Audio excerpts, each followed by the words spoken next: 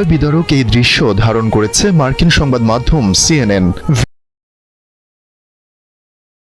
ভিডিওতে দেখা যায় ত্রাণ না পেয়ে বাধ্য হয়ে রাস্তায় পড়ে থাকা আটা কুড়িয়ে নিচ্ছেন গাজার এই অসহায় মা। একটা পর্যায়ে কান্নায় ভেঙে পড়েন তিনি।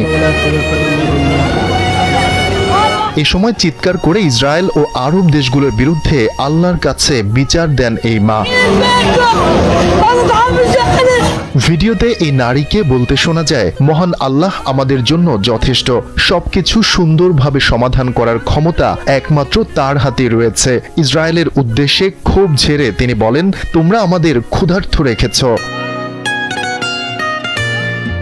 এরপর আরব দেশগুলোর বিরুদ্ধে বিচার দিয়ে তিনি বারবার বলতে থাকেন, আল্লাহ আরবদের বিচার করুক।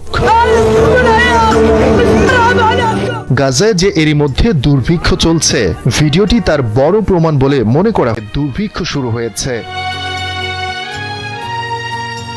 CNN আরও জানিয়েছে, গেল 31 মে গাজার খান ইউনিস থেকে ধারণ করা হয়েছে এমন হৃদয় বিদারক দৃশ্য যা কাঁদিয়েছে বিশ্বের কোটি বিবেকবান মানুষকে।